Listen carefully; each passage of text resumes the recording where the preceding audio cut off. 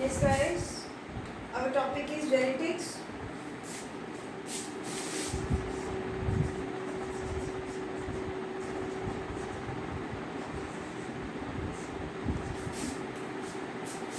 Guys, this is very important topic. Sorry, this is very important topic for your NEET. So guys, in this chapter, we are not going to discuss very the basics of this chapter. आपको सबको पता है कि genotype क्या है, phenotype क्या है, allele क्या है, एलील अल्टरनेट फॉर्म होती है. आई होप आप लोगों को सबको पता है ये चीज़ें. प्री मैंडलिज्म क्या था और फिर मैंडल का वर्क इतने टाइम तक हिडन क्यों रहा और मैंडल का काम का सक्सेस मेन सक्सेस क्यों था, क्योंकि उसने क्या किया था, फर्स्ट टाइम के लिए स्टैट्स को यूज़ किया था और उसने प्योर लाइन ब्रीड्स यूज़ की थी. Pisum sativum that is the garden pea के ऊपर उसने एक्सपेरिमेंट्स किए थे.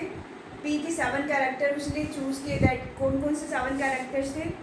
पोड की शेप, इन्फ्लेटेड और द कंस्ट्रक्टेड, पोड का कलर और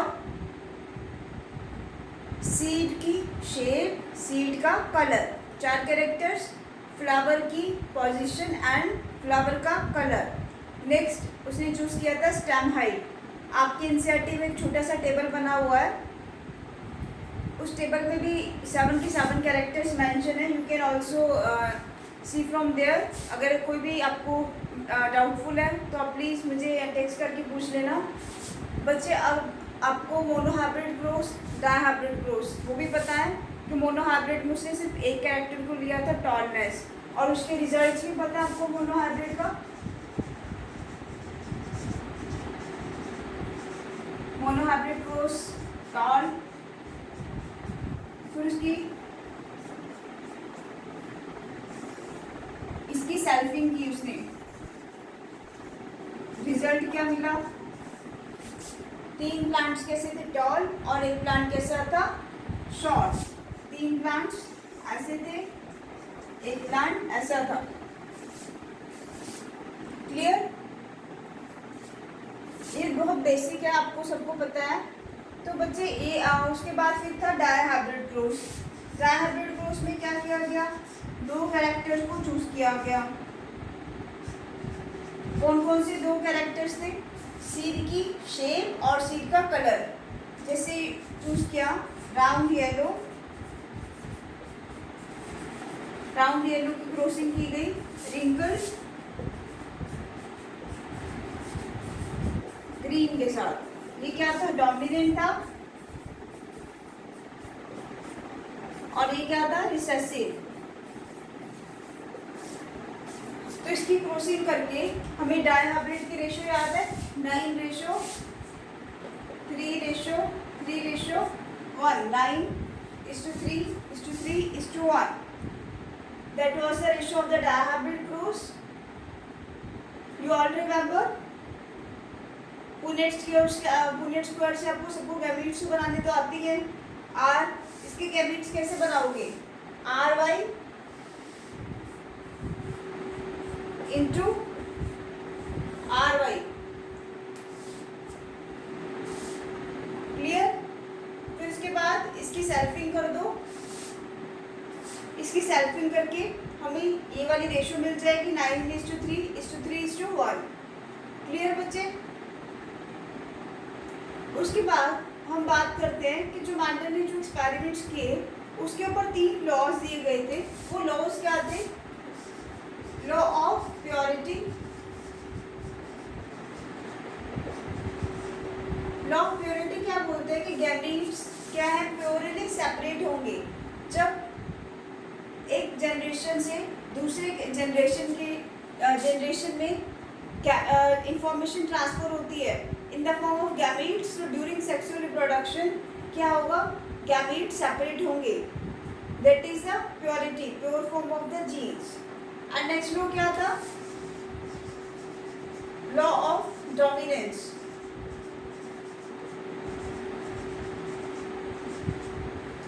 लॉ ऑफ डोमिनेंस बच्चे क्या बोलता है?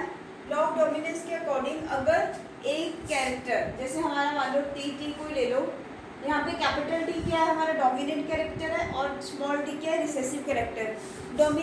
डोमिनेंट सी की प्रेजेंस में रिसेसिव कैरेक्टर अपने आप को एक्सप्रेस नहीं कर पाएगा।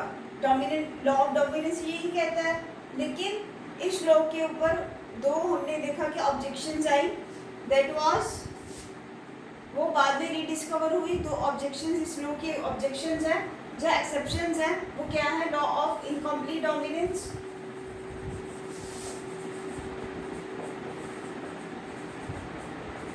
लॉ ऑफ इनकम्प्लीट डोमिनेंस किसके ऊपर पढ़ा था, स्नैपड्रैगन, और इसको डॉग फ्लावर्स या एंटीरम स्पीशीज भी बोलते हैं, 4 o'clock प्लांट भी बोलते हैं। इसके काफी सारे नाम हैं इस प्लांट में क्या किया गया, रेड और वाइट फ्लावर्स को क्लोज करवाया। रेड और वाइट फ्लावर्स को जब क्लोज करवाया तब हमने क्या देखा, ये बना F1 जनरेशन में आर, बड़ा आर और छोटी आर आया, लेकिन इसका कलर क्या था बच्चे, पिंक। अगर इसका कलर पिंक है, इट मीन्स किसका कलर तो रेड होना चाहिए था, क्योंकि आर बड़ा कैपिटल आर डोमिनेंट है। बट डोमिनेंट जीन के प्रेजेंस में भी रिसेसिव कैरेक्टर क्या है, एक्सप्रेस हो गया। मतलब यहाँ पे क्या हुआ, दोनों ही कैरेक्टर्स एक्सप्रेस नहीं हुए। Here what is done, blending. यहाँ क्या हुआ है, ब्लेंडिंग। तो इसको और क्या बोलते हैं, लॉ ऑफ इनकम्प्लीट डोमिनेंस को ब्लेंडिंग इनहेरिटेंस। इसको ब्लेंडिंग इनहेरिटेंस भी बोला जाता है। कि pink flower, that is the exception to the law of dominance. Another exception is the co-dominance.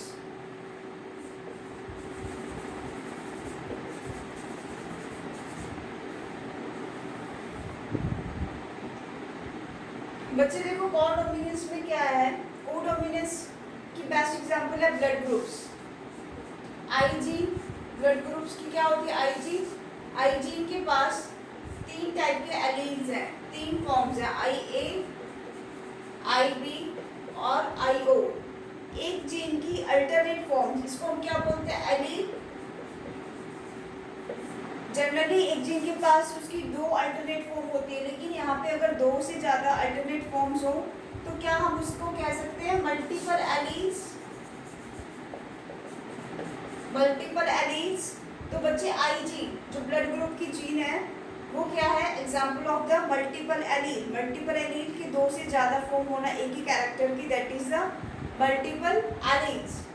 तो यहाँ पर बच्चे अगर बात करें IA और IB, ये दोनों क्या है, डोमिनेंट कैरेक्टर है,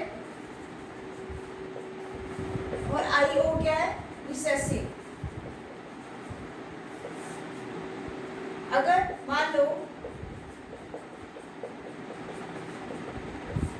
ऐसा ब्लड ग्रुप है, 2 जीन्स ऐसी हैं, तो ब्लड ग्रुप क्या होगा, A। और अगर IA IO है तो क्या होगा, तब भी A। O क्या है, रिसेसिव। IB ब्लड ग्रुप कौन सा, B। IB IO blood group कौन सा, B। IO ब्लड ग्रुप कब होगा, जब दोनों ही पेरेंट्स के पास क्या होगा, रिसेसिव फॉर्म्स, IO, तब क्या होगा ब्लड ग्रुप बच्चे का O। अगर मान लो ये कंडीशन आ जाए, IA IO ये पेरेंटल ब्लड ग्रुप है, और फीमेल का मान लो ब्लड ग्रुप ऐसा है, तो बच्चे का ब्लड ग्रुप क्या होगा इस केस में,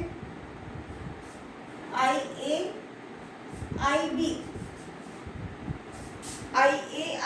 मतलब दोनों ही डोमिनेंट फॉर्म्स एक्सप्रेस हो रही हैं।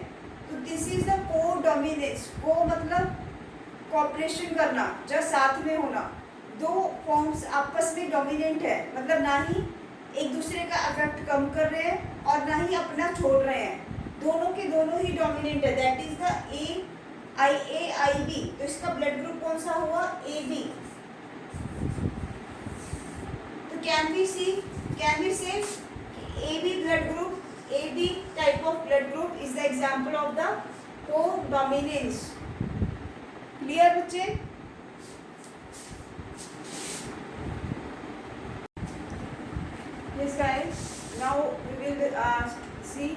अब बच्चे मैंने आपको बताया कि मैंडल के काम पहले, एक तो उस टाइम पे जर्नल्स वगैरह इतनी पब्लिश नहीं होते थे, लोगों को स्टैट्स की नॉलेज नहीं थी, तो उसका काम बहुत टाइम तक हिडन रहा। लेकिन आफ्टर 33 ईयर्स मैंडल के काम की रीडिस्कवरी की। डी वराइज ऑरेंज फॉन टिश्माउ, इन तीनों साइंटिस्ट ने क्या किया? Rediscovery of the Mendel's work. बहुत इंपॉर्टेंट क्वेश्चन है ये, एग्जाम में आया हुआ है पहले। रीडिस्कवरी ऑफ मैंडल वर्क किसने की थी? जब इन्होंने रीडिस्कवरी की आफ्टर 33 ईयर्स, तब उस टाइम तक क्या हुआ था बच्चे? सेल डिवीजन लोग जान चुके थे कि सेल डिवाइड करता है, और उस टाइम में क्रोमोसोम्स की डिस्कवरी हो चुकी थी। तो इन्होंने क्या बोला एक्चुअली कि जो इंफॉर्मेशन ट्रांसफर होती है वो ट्रांसफर करती है in the form of chromosomes. लेकिन फिर इस थ्योरी के ऊपर फिर से काम किया वाल्टर सुटन एंड बॉवेरी। इन दो साइंटिस्ट ने इसके ऊपर फिर से वर्क किया। इन्होंने बोला कि नहीं, मैंडल भी ठीक था कि उसने बोला फैक्टर, बट यहाँ पे उन्होंने टर्म यूज की जीन। इन्होंने बोला कि क्रोमोसोम्स के ऊपर ही तो जीन्स होते हैं, क्रोमोसोम्स के ऊपर ही जीन्स होते हैं। Genes are located on the homologous sites of the homologous chromosomes. इसने बोला alleles of genes are located on homologous sites of homologous chromosomes। homologous sites के ऊपर ही genes प्रेजेंट है। जीन्स की क्या होती है? Different forms, alternate forms, alleles. तो इन्होंने क्या बात बोली कि जीन्स और क्रोमोसोम्स तो पेयर में एग्जिस्ट करते हैं।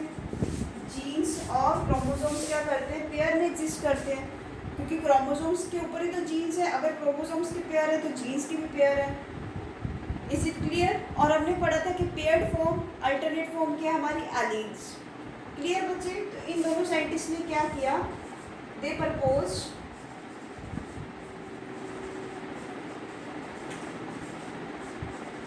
chromosomal theory of inheritance। इन्होंने दी chromosomal theory of inheritance। Is it clear बच्चे? उसके बाद फिर बच्चे एक साइंटिस्ट आया, T.H. मॉर्गन। टी.एच. मॉर्गन को फादर ऑफ एक्सपेरिमेंटल जेनेटिक्स भी बोला जाता है। Father of experimental genetics. ऐसा क्यों बोला जाता है? क्योंकि उसने बहुत सारे एक्सपेरिमेंट्स किए थे ऑन ड्रोसोफिला।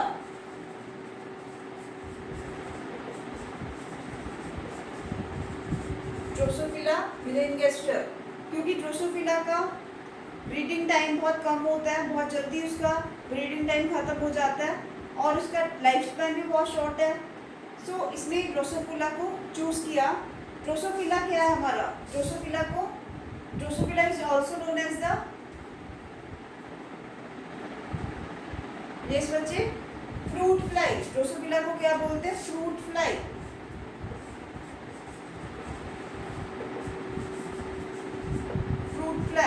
इसने क्या किया? बहुत सारे एक्सपेरिमेंट्स किए।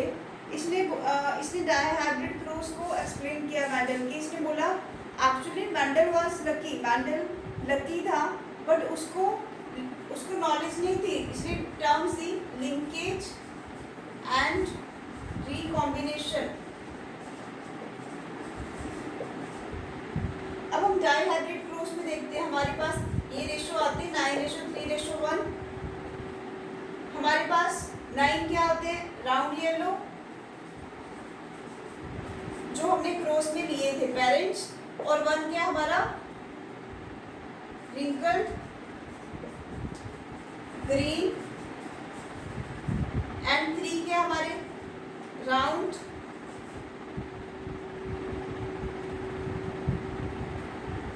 green, and 3 are the wrinkled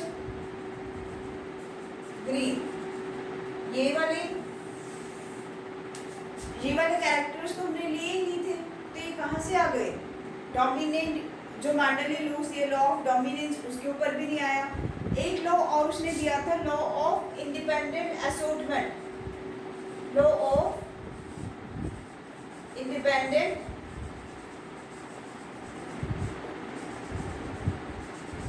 assortment. Mendel कहता था कि कैरेक्टर्स जो है डायहाइब्रिड ग्रुप्स में कैरेक्टर्स जो है, 2 कैरेक्टर्स ने चूज किया, वो क्या करते हैं? इंडिपेंडेंटली अपने आप को डोमिनेट करते हैं, इंडिपेंडेंटली असॉर्ट करते हैं, लेकिन उसको कोई नॉलेज नहीं थी कि वो कैसे होते हैं। तो उसको एक्सप्लेन किसने किया था? टी.एच. मॉर्गन ने। टी.एच. मॉर्गन ने बोला कि अगर तो मान लो भाई 2 क्रोमोसोम्स है, मान लो इसके पास 1 2 3 और 4, 1 2 यहाँ पे 5 लिख लो, 5 6 7 1 2 3 4 5 6 और 7। मान लो 2 क्रोमोसोम्स हैं, अगर हम बोले एक क्रोमोसोम में 1 और 7 दोनों दूर दूर है, अगर 1 के ऊपर मान लो ये वाला 1 रेड कलर को कोऑर्डिनेट करता है और ये वाला कोऑर्डिनेट करता है ग्रीन कलर को, तो क्या एक दूसरे को इन्फ्लुएंस करेंगे? नहीं। क्या इन दोनों में लिंकेज स्ट्रॉन्ग होगा? नहीं। मतलब अगर जितना कोई पास रहेगा तो उसका लिंक उतना ही ज़्यादा होगा। एक्चुअली जो मैंडल ने जो कैरेक्टर चूज किए थे वो इंडिपेंडेंटली असॉर्ट इसलिए कर पाए क्योंकि उनमें क्या था? Poor linkage. अगर पुअर लिंकेज है तो there will be the chances of the recombination. Linkage strong कब होगा? जब डिस्टेंस कम, अगर डिस्टेंस रिड्यूस, अगर डिस्टेंस कम कर दी जाए तो क्या होगा? Linkage will be strong. अगर मान लो सपोज मेरी एक फ्रेंड है, उसका नाम है मान लो प्रिया, तो मेरा और उस प्रिया का रिलेशन बहुत अच्छा है, we are very closely linked. अगर हमारे बीच इतनी ज़्यादा क्लोजनेस है, हमारे बीच बहुत ज़्यादा क्लोजनेस है, अगर हमारे बीच क्लोजनेस है तो हमारे बीच क्या होगा? Strong linkage. और क्लोजनेस की वजह से क्या हम चाहेंगे कि हमारे बीच एक तीसरा बंदा न्यू इंट्रोड्यूस हो के हमारी लड़ाई करवा दे, जहाँ हमारे बीच एक नया बंदा इंट्रोड्यूस हो। जो नया बंदा इंट्रोड्यूस होता है, मान लो यहाँ पे नए कैरेक्टर्स इंट्रोड्यूस हुए, तो इनको क्या बोला जाता है? इनको बोला जाता है, नए कैरेक्टर्स को रिकॉम्बिनेंट्स। जो नए कैरेक्टर्स बनते हैं रिकॉम्बिनेंट्स, और प्रोसीजर को क्या बोलते हैं? रिकॉम्बिनेशन।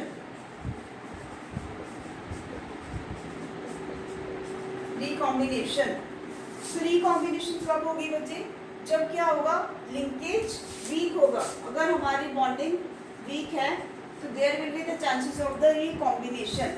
तो सिमिलरली मैंडल के जो एक्सपेरिमेंट्स हुए थे तो उसमें लकीली जीन्स क्या थे? दूर दूर पड़े हुए थे, इस कारण से वो इंडिपेंडेंटली असॉर्ट कर पाए। लेकिन उसका जो रीजन था linkage and the recombination, that phenomena was given by the T.H. Morgan by his experiments on the Drosophila. Is it clear?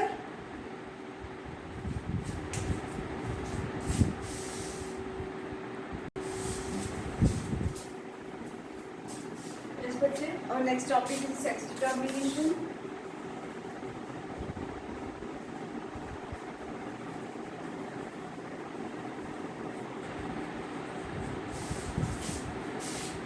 Sex determination सबसे पहले हैंकिंग नाम में एक साइंटिस्ट था, उसने देखा आफ्टर पॉपुलेशन के कुछ स्पर्म्स के पास कुछ स्पेशल टाइप की एक बॉडी है और कुछ के पास नहीं है, तो उसने उस स्पेशल टाइप की बॉडी को बोला एक्स बॉडी। फिर बहुत सारे एक्सपेरिमेंट्स किए गए और क्रोमोसोमल की स्टडी की गई after after sexual intercourse also. तो नॉर्मली हमारे पास, वी ऑल नो कि हमारे पास 23 पेयर्स क्रोमोसोम्स प्रेजेंट है। अगर ह्यूमंस की बात करें तो 23 पेयर्स क्रोमोसोम्स प्रेजेंट है, जिसमें से 22 क्या होते हैं, autosomal, autosomes, and 1 pair is the sex chromosomes.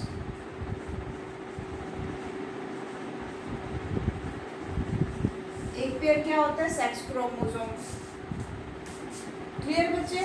अब बच्चे उसने क्या देखा कि कुछ स्पर्म्स, कुछ मेल्स के पास में क्या होता है, स्पेशल टाइप का बॉडी है, एक्स बॉडी, और बाद में लेटर ऑन डिस्कवरीज के बाद इस एक्स बॉडी को नाम रख दिया गया एक्स क्रोमोसोम।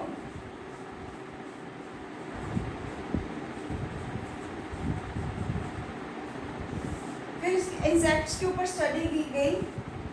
इंसेक्ट्स में देखा गया, इंसेक्ट्स में 2 टाइप के सेक्स क्रोमोसोम्स अवेलेबल है, that is XX and one is the XO type. XX है मतलब क्या है, होमोजाइगस फीमेल, और XO मतलब इसके पास अनदर सेक्स क्रोमोसोम एब्सेंट है, मतलब XO सिर्फ एक ही X है, देन ये क्या होगा, मेल। तो इस टाइप से डिटर्मिनेशन की गई कि अगर सिर्फ फीमेल है तो उसके पास कौन सा क्रोमोसोम होगा, only XX, that is the homozygous case, and XO, अगर XO है तो क्या होगा, मेल। और उसके बाद फिर अगर हम बात करते हैं, अभी हमने बात की इंसेक्ट्स की, फिर हम बात करते हैं ह्यूमंस।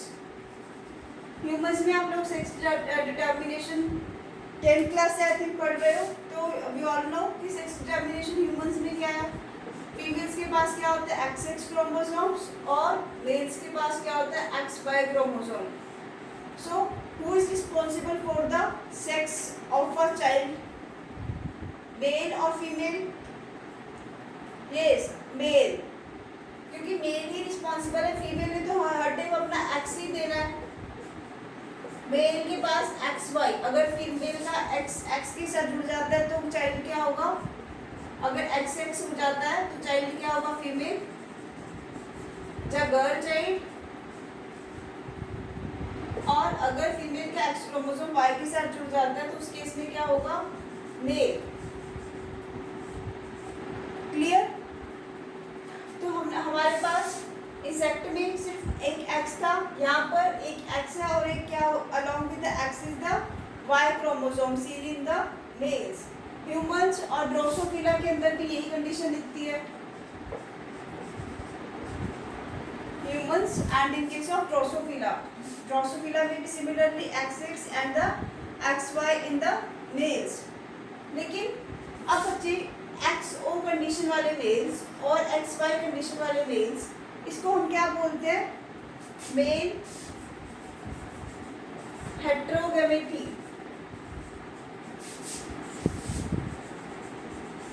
अब हमने 2 केसेस के अंदर मेल हेट्रोगैमेटी देखी है, that is XO in case of insects, और XY हमने देखा है ह्यूमंस एंड ड्रोसोफिला के अंदर। लेकिन फीमेल कैसी है इनमें, female homozygous, female is homozygous. जब homozygosity of the female, that is XX homozygous condition दिखती है। क्या कोई ऐसा भी केस है जिसमें हमारी फीमेल हेट्रोजाइगस हो? क्या कोई ऐसा केस है, फीमेल हो हमारी हेट्रोजाइगस और मेल हो होमोजाइगस?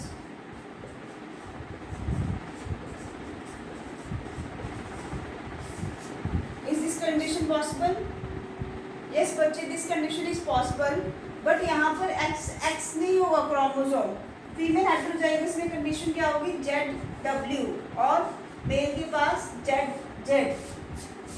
ZW और ZZ क्रोमोसोम्स किसके अंदर होते हैं, बर्ड्स। बर्ड्स के पास 2 पेयर ऑफ क्रोमोसोम्स होते हैं, सेक्स क्रोमोसोम्स, ZZ होता है मेल्स के अंदर, ZW कंडीशन होती है फीमेल्स के अंदर। The female heterozygosity is seen only and only in the case of birds. Otherwise, लेकिन अब इसमें भी फीमेल हेट्रोजाइगोसिटी है तो एक्स क्रोमोसोम नहीं है, यहाँ पर ZW है और मेल के पास क्या है ZZ। The very important question. Clear बच्चे? बच्चों को यहाँ पे बहुत कंफ्यूजन होती है मेल, इंसेक्ट और बर्ड्स। सो इंसेक्टा अलग चीज़ है। आपने तो फाइलम्स वगैरह जब पढ़ लिए हैं, हमारे इंसेक्ट कौन से फाइलम के अंदर आते हैं? Arthropoda, yes. और बर्ड्स के हमारे एक क्लास के अंदर आते हैं, phylum Chordata, class apps, yes. Very good बच्चे।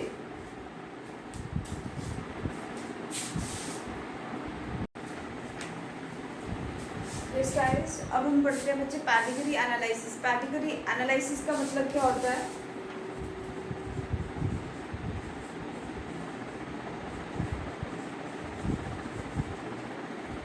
पैडिग्री को हम कह सकते हैं कि हमारी पूरी की पूरी पीढ़ी इन द सेंस कि अगर हम बोले कि हमारा फैमिली ट्री, पैडिग्री एनालिसिस मतलब क्या है कि फैमिली ट्री को एनालाइज करना, कि हमारी जैसे ह्यूमंस के अंदर किया जाता है कि पूरी की पूरी फैमिली हिस्ट्री ली जाती है टू नो द अबनॉर्मलिटी, जो हमारी जेनेटिक इन्फॉर्मेशन है पास होती है from the parents to the offspring. कुछ डिसीजेस क्या होती हैं जेनेटिकल होती हैं, तो कुछ डिसीजेस के लिए फिर बहुत सारी डिसीज जैसे डायबिटीज़ है और many diseases like sickle cell anaemia, haemophilia,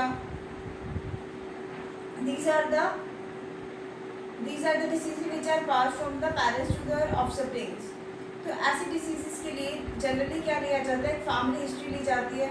तो उस फैमिली हिस्ट्री को क्या बोलते हैं? Pedigree analysis.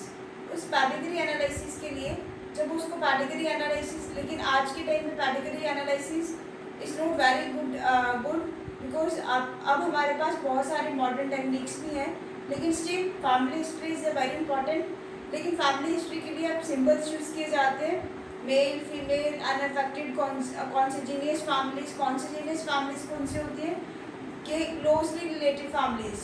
जैसे in case of Muslims it is done के बुआ के बेटे की शादी हो गई लड़के के साथ में, बुआ के बेटा married to the in the close family, तो that are the close related families are the consanguineous families.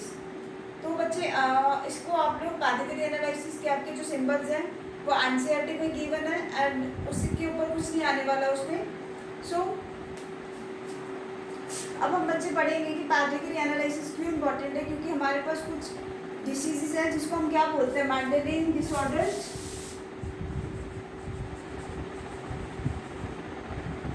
Mendel ने क्या देखा, मेंडेलियन डिसऑर्डर्स के मतलब इन डिसीजेज में क्या देखा जाता है कि इधर in the change of the chromosomes या फिर there is the any change in the gene. अगर जीन के अंदर कोई भी चेंज आता है उसको हम म्यूटेशन भी बोल सकते हैं। जीन के अंदर कोई म्यूटेशन आ गई, जब कोई चेंज आ गया, sudden change is called mutation, उसकी वजह से क्या होता है, डिजीजेस हो जाती हैं। That are called that disease can be sex linked diseases हो सकती है और it can be non hereditary भी हो सकती है और हेरिडिट्रिकल भी हो सकती है। अब हम हेरिडिट्रिकल को पढ़ते हैं। सबसे पहले हम पढ़ेंगे हीमोफीलिया। हीमोफीलिया कैसे? Sex linked recessive disorder. Sex linked recessive कौन रिसेसिव है? Female, that is the x linked recessive disorder. Haemophilia को और क्या बोलते हैं? Bleeders disease.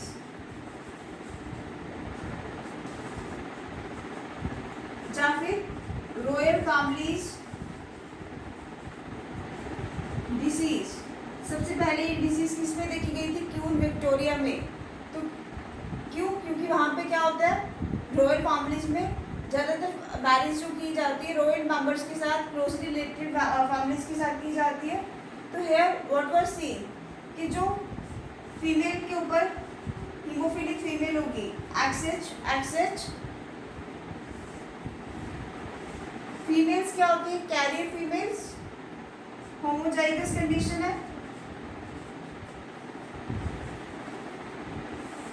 होमोजाइगस कंडीशन है तो अफेक्टेड फीमेल है, लेकिन अफेक्टेड फीमेल्स की उस टाइम के बाद डेथ हो जाती है haemophilia due to the continuous bleeding. अगर एक अफेक्टेड या फिर एक है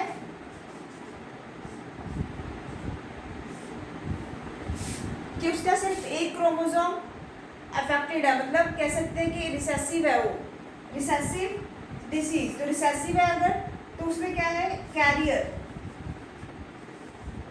carrier female.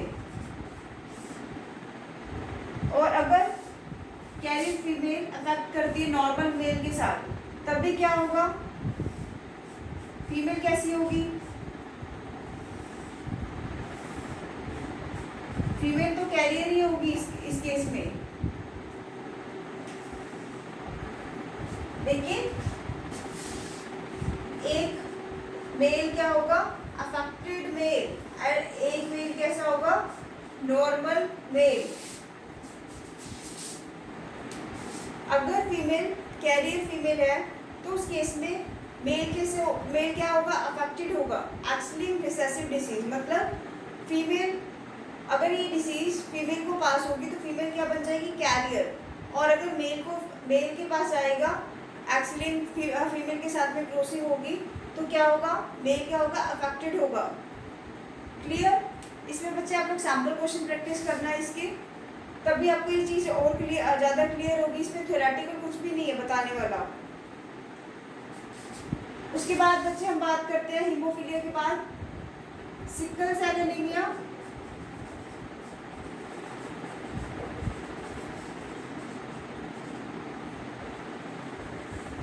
Sickle cell anaemia में क्या होता है बच्चे, GAG, that are the amino acids की चेन है।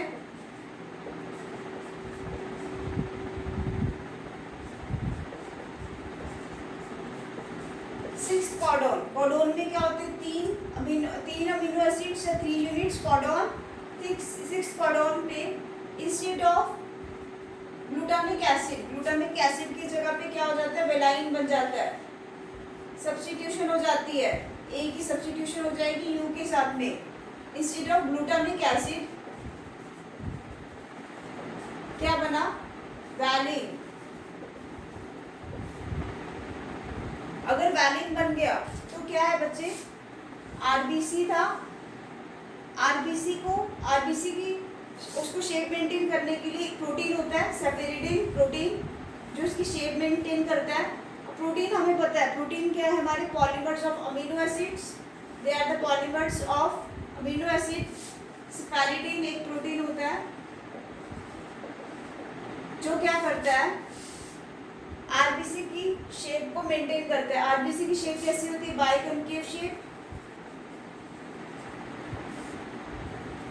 लेकिन अगर इस अमीनो एसिड की चेन में 6 कॉडोन के ऊपर instead of glutamic acid valine बन जाए, तब बच्चे क्या होगा, इस biconvex concave shape सेफेरिडिन protein produce नहीं होगा और आरबीसी क्या हो जाएगा, सिकल सेल। आरबीसी की शेप कैसी हो जाएगी, सिकल सेल लाइक। आरबीसी इस टाइप का बन जाएगा, सिकल सेल लाइक। जब आरबीसी सिकल सेल लाइक बन गया तो हमें पता है आरबीसी क्या करता है, कैपिलरीज एंड द मेम्ब्रेन्स के थ्रू पास आउट करता है।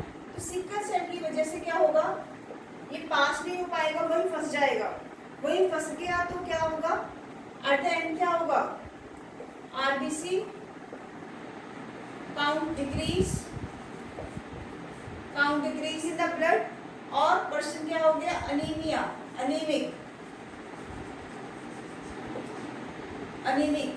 अनीमिया किसकी वजह से, due to the sickle shape of the RBC. So इसको क्या बोलते हैं, sickle cell anaemia. Is it clear? And third is the phenylketonuria. Phenylketonuria में बच्चे क्या होगा, यहाँ पर एलिनिन का अमीनो एसिड, फिनाइल एलिनिन का अमीनो एसिड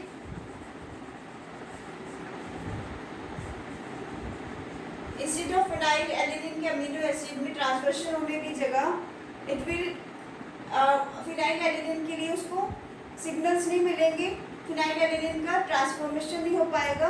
तो ये क्या होगा, बॉडी के अंदर स्टोर होना शुरू हो जाएगा, और बॉडी के अंदर जब स्टोर होगा तो यूरिन कैसे पास आउट होगा, एंड बॉडी के अंदर स्टोर होगा and will pass out in the form of urine की फॉर्म में पास आउट होना शुरू हो जाएगा। तो इसको ब्लैक यूरिन वो तो अल्केप्टोन्यूरिया है। तो इसको इस केस में क्या होगा, पेशेंट के मेंटल रिटार्डेशन हो जाएगी, phenyl alanine will be accumulated in the blood and patient will become mentally retarded.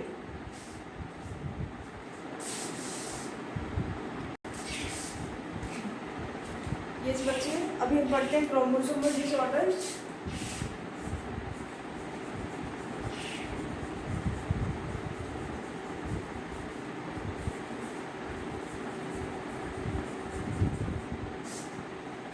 बच्चे देखो क्रोमोसोमल डिसऑर्डर्स में हमने दो चीजें पढ़नी है, एक तो होता है एनिप्लॉइडी एंड वन इज पॉलीप्लॉइडी।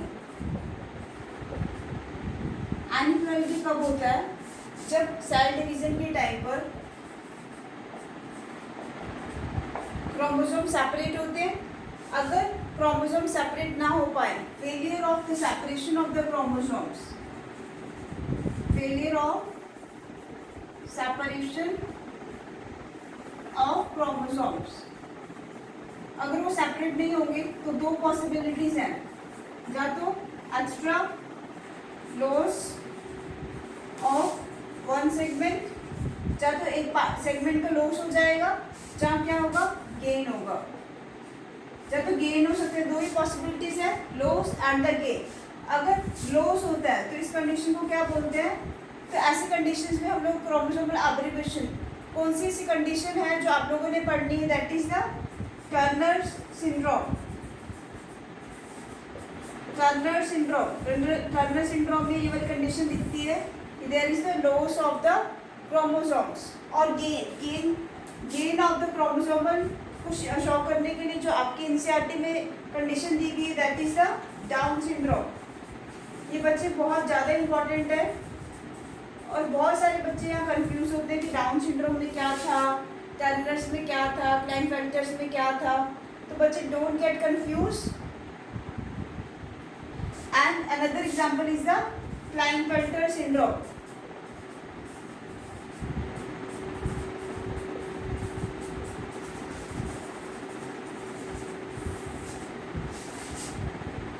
और पॉलीप्लाइडी के केस में बच्चे क्या होता है, एनिप्लॉइडी में क्या था, failure of the separation of the chromosomes during the cell division. And in case of polyploidy के केस में बच्चे क्या होगा, can you answer?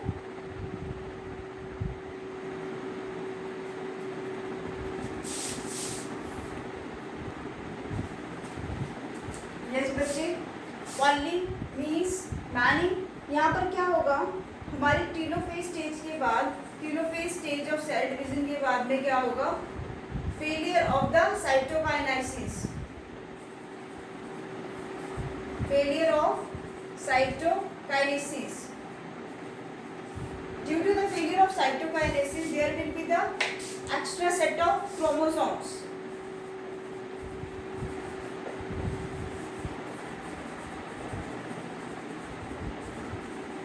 There will be the extra set of chromosomes. Polyploidy is generally seen in case of plants. Polyploidy हम लोग generally देखते हैं plants के केसेस में। क्लियर बच्चे? अब हम बात करते हैं हमारे सिंड्रोम्स की। सबसे पहले डाउन सिंड्रोम, इसको और क्या बोलते हैं, मोनोसोमी,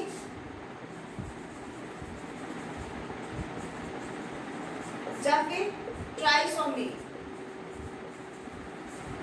यहाँ पर क्या होता है, trisomy of the 21 chromosome. 21 number पे जो क्रोमोसोम होता है उसकी रिपीटेशन, उसके पास में क्या होता है, extra gain of the 21 chromosomes. तो यहाँ पर बच्चे क्या होता है, इसमें सिम्टम्स क्या होते हैं, जो डाउन सिंड्रोम वाले बच्चे होते हैं उसके पास में क्या होता है, playing forehead, absence of the furrows. और वो कैसे होते हैं, मेंटली रिटार्डेड होते हैं, फोरहेड ब्रोड होता है, ओपन माउथ होगा और मैंगोलियन लाइक बॉडी होगी। तो डाउन सिंड्रोम ज़्यादातर इन बच्चों का लाइफ स्पेन भी बहुत ज़्यादा नहीं होता है। So they are the mentally retarded childs, Down syndrome. And Turner syndrome की बात करें टर्नर सिंड्रोम्स में क्या होगा? There is the absence of one pair of the chromosomes. Generally हमारे पास कितने पेयर्स होते हैं? 46 क्रोमोसोम्स होते हैं, लेकिन यहाँ पर क्या होंगे? टर्नर सिंड्रोम के पास XO कंडीशन होगी, एक क्रोमोसोम मिसिंग होगा। तो टोटल कितने हैं? 45 क्रोमोसोम्स होंगे इंस्टेड ऑफ 46। एक क्रोमोसोम मिसिंग है, तो ऐसी कंडीशन कौन सी है? XO। जब एक क्रोमोसोम मिसिंग है तो ये जनरली क्या होंगे? इनफर्टाइल होंगे। ये इनके पास क्या होंगे? Lack of the secondary sexual characters due to the absence of one chromosome. एक क्रोमोसोम की एब्सेंस के कारण ये क्या होते हैं? जनरली इनमें absence of the secondary sexual characters. Next in the case of Klinefelter syndrome, इसको मैं शॉर्ट में KS लिख देती हूँ। क्लाइनफेल्टर सिंड्रोम, बच्चे क्लाइनफेल्टर सिंड्रोम में क्या होता है? There will be the this condition XXY 47 chromosomes होंगे। यहाँ पर एक एक्स्ट्रा क्रोमोसोम होगा। अगर 2 X हैं तो इट मीन्स क्या होगा? इसके पास में फेमाइन कैरेक्टर्स ज़्यादा, मोर फेमाइन कैरेक्टर्स। सो यहाँ पर क्या कैरेक्टर्स, क्या सिम्टम्स देखने को मिलेंगे? गाइनेकोमैस्टेशिया,